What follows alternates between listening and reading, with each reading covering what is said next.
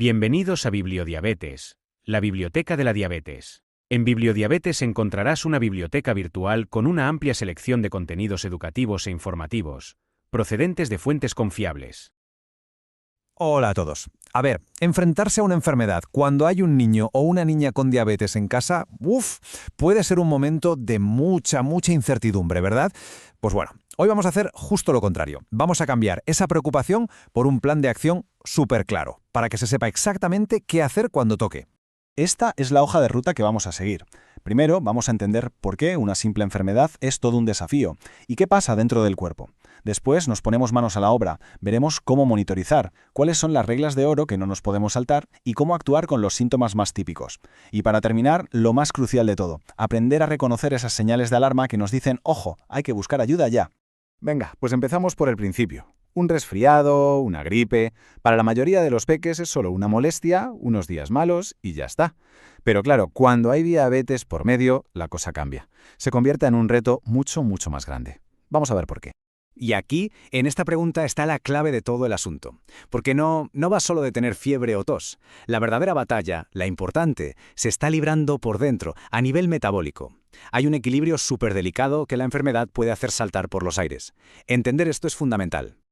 Ojo que este punto es súper importante. Hay que quitarse de la cabeza un mito muy común. No es que los niños con una diabetes bien llevada se pongan malos más a menudo. Para nada. El verdadero lío empieza una vez que ya están enfermos. Es la reacción de su cuerpo lo que nos obliga a estar mucho más encima, con un cuidado y una vigilancia de verdad intensivos. Vale, entonces, si no se ponen enfermos más veces, ¿dónde está el problema? Pues para entenderlo, tenemos que hacer como un viaje al interior del cuerpo, para ver la especie de tormenta hormonal que provoca la enfermedad. Vamos a ello. Fijaos en esta reacción en cadena porque es alucinante.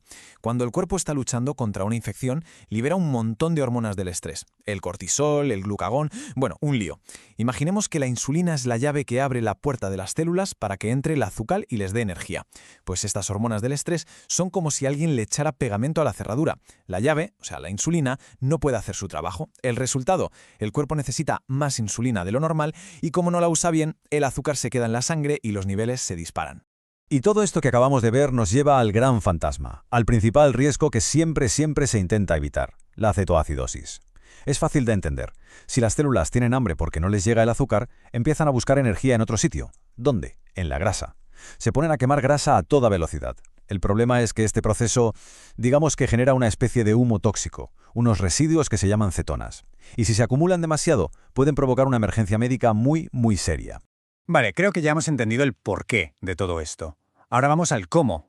¿Cómo lo manejamos?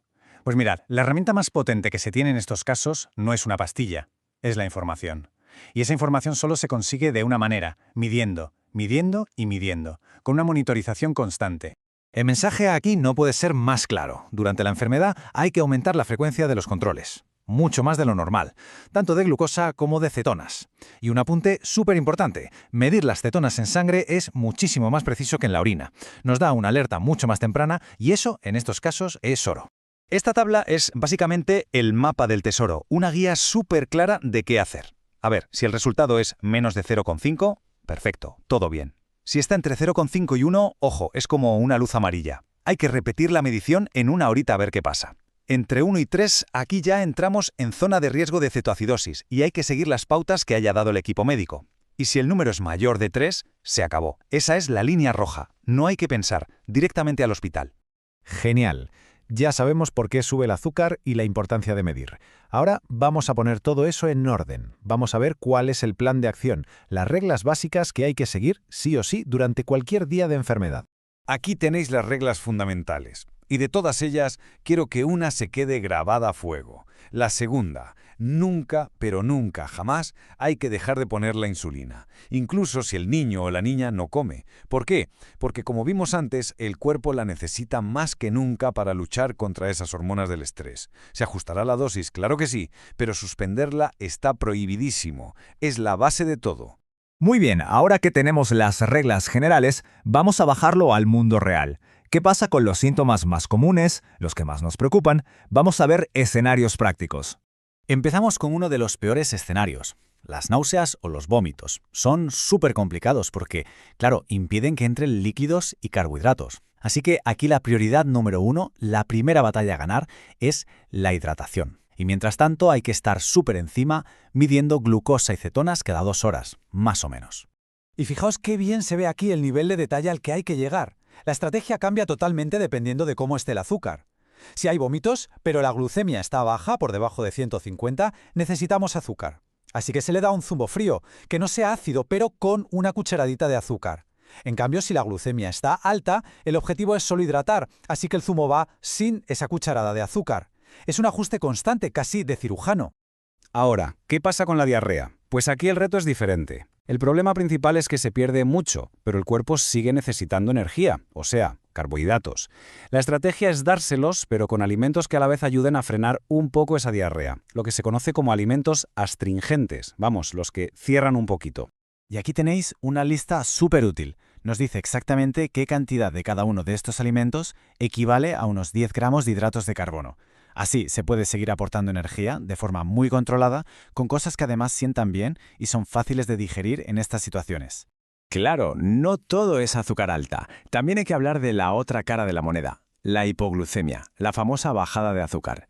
Hablamos de hipoglucemia cuando el medidor marca por debajo de 70 o cuando aparecen esos síntomas tan claros que no engañan. Sudor frío, temblores, un hambre que aparece de repente. Para tratar una hipoglucemia leve hay que pensar en 2 pasos. Es una estrategia doble. Lo primero es la acción inmediata. Hay que darle algo con azúcar de acción rápida, como un zumo o una pastilla de glucosa, para cortar la bajada en seco. Y una vez que hemos hecho eso, unos minutos después, hay que darle algo de acción lenta, como una galleta o un trozo de pan. ¿Para qué? Para que el nivel de azúcar se mantenga estable y no vuelva a caer en picado. Y ahora el escenario más grave. Una hipoglucemia severa, cuando la persona pierde el conocimiento.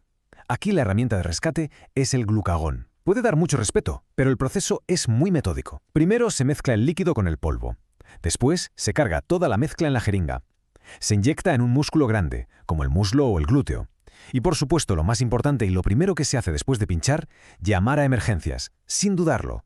Bueno, y llegamos a la última parte. Y de verdad puede que sea la más importante de todas. Se trata de tener clarísimo cuándo la situación nos supera, cuándo hay que dejar de intentar manejarlo en casa y salir corriendo a buscar ayuda profesional. Más claro, imposible. Estas 3 palabras no son una sugerencia, son una orden. Cuando se dan ciertas circunstancias que vamos a ver ahora, no hay debate, no hay que esperar a ver si mejora, la decisión está tomada. Y estas son las alarmas, las líneas rojas que no se pueden cruzar. Si los vómitos no paran, si no se pueden corregir, al hospital. Si las cetonas en sangre suben por encima de 3, al hospital. Ojo, incluso si están por encima de 1, pero además hay vómitos, también. Y por supuesto, ante una hipoglucemia grave con pérdida de conocimiento o simplemente cuando a pesar de hacer todo bien, la cosa no remonta. Todas estas son señales para actuar de inmediato. Y terminamos con esta idea, que creo que lo resume todo muy bien. Todo lo que hemos hablado hoy va de una sola cosa, preparación. Saber qué hacer, tener un plan y las herramientas a mano, eso es lo que transforma una situación que da mucho miedo en un desafío que se puede manejar. La clave de todo esto es estar listos antes, mucho antes de que llegue el día de enfermedad. ¿Buscas información sobre diabetes y embarazo, alimentación o sistemas de asa cerrada? En Bibliodiabetes dispones de 30 secciones donde encontrarás cientos de contenidos.